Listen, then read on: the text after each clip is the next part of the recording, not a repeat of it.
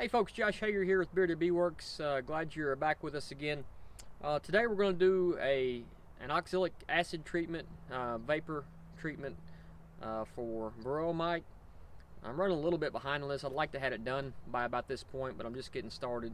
It's December 21st, and we're going to try to hit them with about 3 rounds of oxalic acid vapor. Oxalic acid is very effective at killing Varroa mites, but it does not will not go through the capping on cap brood. So in the life cycle of Varroa, the female Varroa go in and lay eggs in the cells, the brood cells. The eggs hatch out and attach to the bee, and then they come out, emerge with the bee, and the life cycle starts all over. Just an abbreviated explanation of that.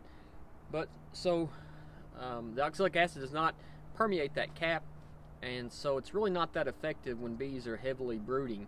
So right now is a very good time to do that. Most bees are, for the most part, completely broodless.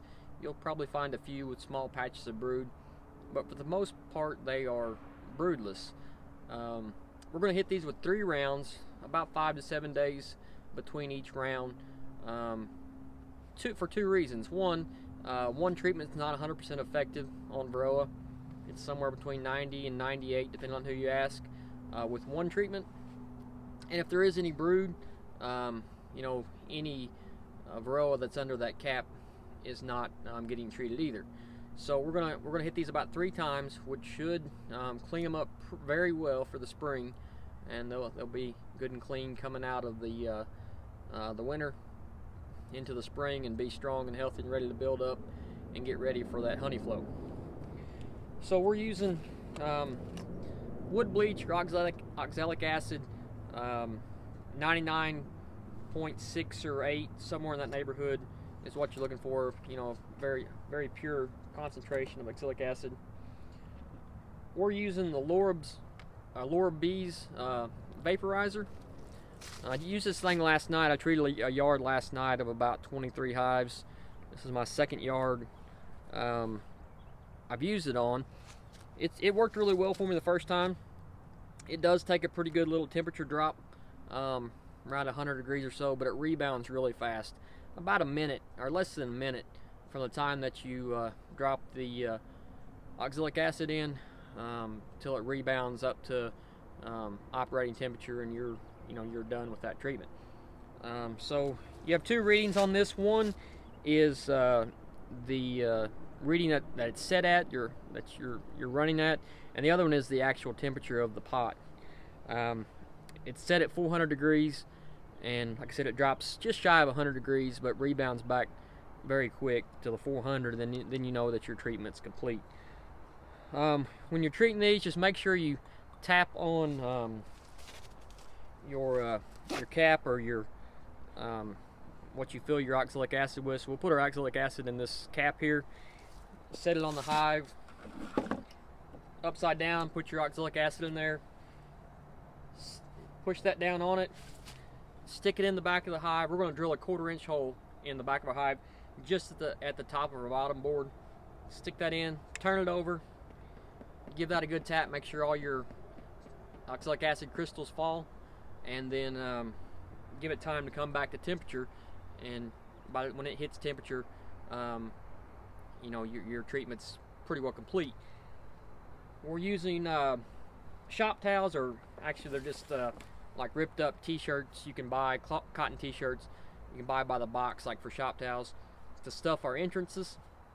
Try to seal up the hive the best you can. You can't keep it all in, but you want to keep most of the acid vapor in there as long as you can, at least 10 minutes. I go longer than that. I won't pull any rags until I get at least half the yard done, maybe even wait till near the end. So I give it plenty of time for the treatment to coat the bees and the mites, and make sure that we're getting the most out of our treatment. Safety is a big thing for treating these bees with using oxalic acid. The crystals can burn your eye. It is an acid, so it can burn your eye. So you want to wear some safety glasses. You want to wear some gloves, not only for the acid, but this vaporizer, the pot on the vaporizer gets very, very hot, like 400 degrees. So, or actually, it gets hotter than that, about 450 is where it stops at, or it can go up to that high. So it's very hot, easy to burn yourself. Wear some gloves, and most importantly, have the right respirator. This is just 3M respirator, and it's cartridge number 60923. There's a couple different cartridges that they recommend for this, but that's the one that I found. Just do your research and make sure you have one that's approved for oxalic acid vapor. For the oxalic acid, or the dosing treatment amount, there's been some discussion on this. I believe that the recommended rate is, or the labeled rate is about 1 gram per hive body. But through all the research that they've done and listening to other beekeepers talk about it, that's just really light. They're not getting a very good result.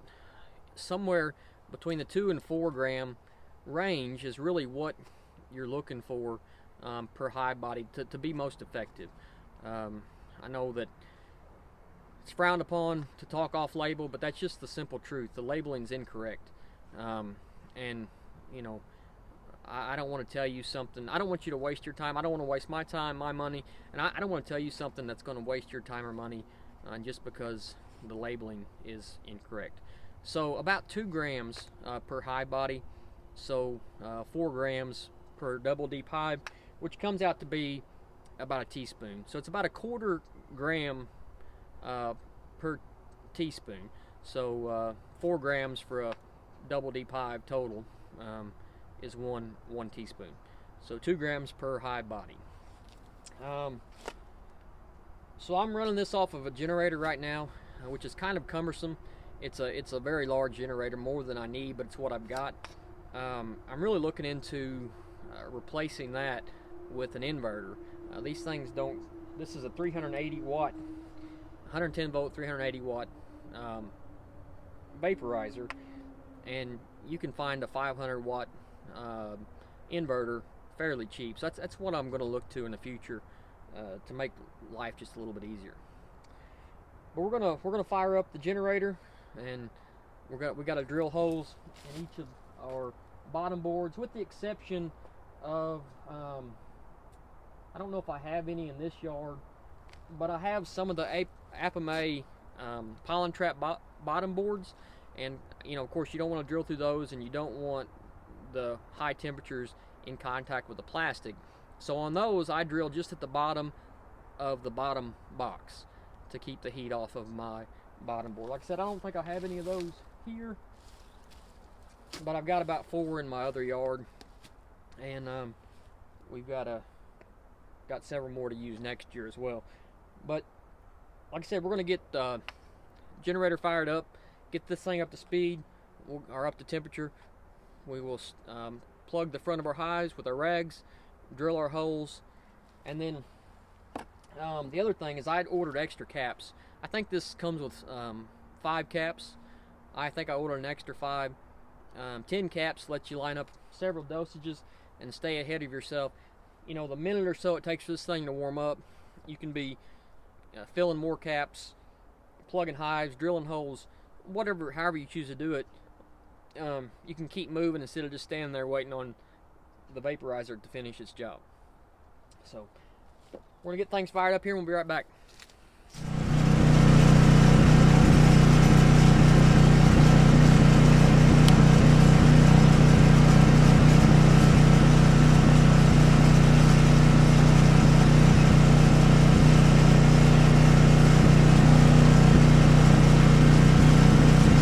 Notice I got a few buckets left on here. I'm done feeding. I just haven't picked them up yet. I fed a couple gallons of 2 to 1 to some of the lighter hives, but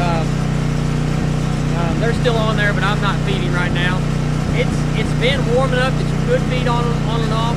It's been a pretty mild winter so far. The other thing that I didn't mention a while ago was temperature. So it's about 48 degrees here right now. This is best done between 45 and 55. You You don't want the cluster to be too tight when you do this, or it won't be effective. It won't penetrate the cluster. But you don't want it to be warm and have a lot of bees out flying. You want to treat most of the bees, or if not all the bees, when you do this. So somewhere in that range of 45 to 55. You know, if you go a little warmer, it's better to go warmer than colder. You don't want it to be too cold and they cluster tight. Not a lot of bees are flying even above 50 degrees right now, or 55 degrees anyway. So it's better to be warmer than colder, but I like to be in that upper 40s range. So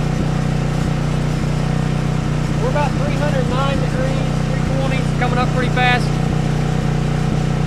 So it won't be long, we'll be ready to rock and roll. I'm gonna start measuring out dosage.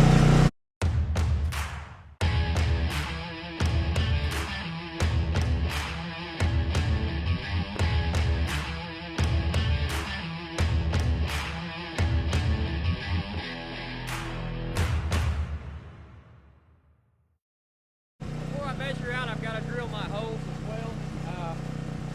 On the double deep hives, I'll do a full teaspoon. Singles, do a half a teaspoon. And then if you notice, I've got some 3 high. Those are double screen boards with double nukes on top of them. Had some hives that didn't quite build up the way I wanted to after some splits that I did. So we're gonna, I took those and split a 10 frame in half, made a 5 and 5 double 5 frame nukes. And then I split my double screen board, if you're familiar with that. Just one screen, you know, it's 2 different screens, keep the bees completely separated, but allows the heat to come up from the stronger colony and help warm the smaller colonies. But let me drill my holes and we'll keep going.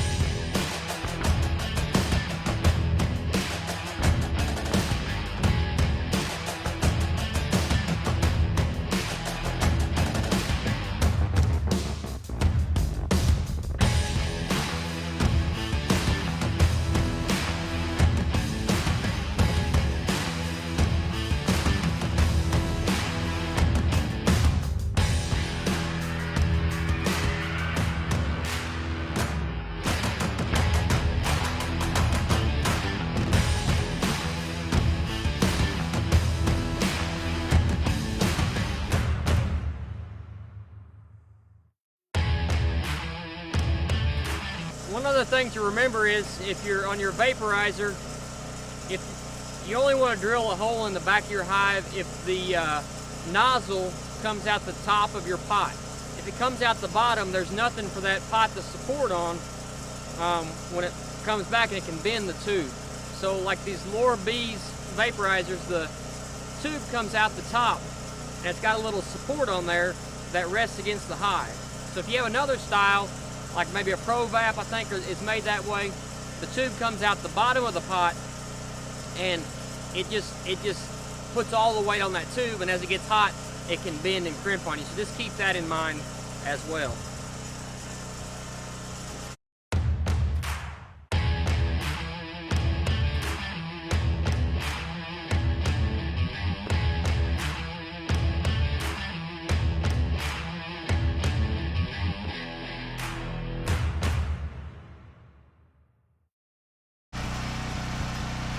I'm not going to be able to finish this yard up before it gets dark. I'm pretty much going to be finishing after dark, so I'm going to go ahead and take a second to encourage y'all to treat your bees in some form or fashion for Varroa mites, one of our more serious problems we have as beekeepers. Appreciate y'all watching our videos. Hit that like and subscribe button. If you have any questions, drop us a comment, let us know you're there. Thanks again for watching, and we'll see you next time.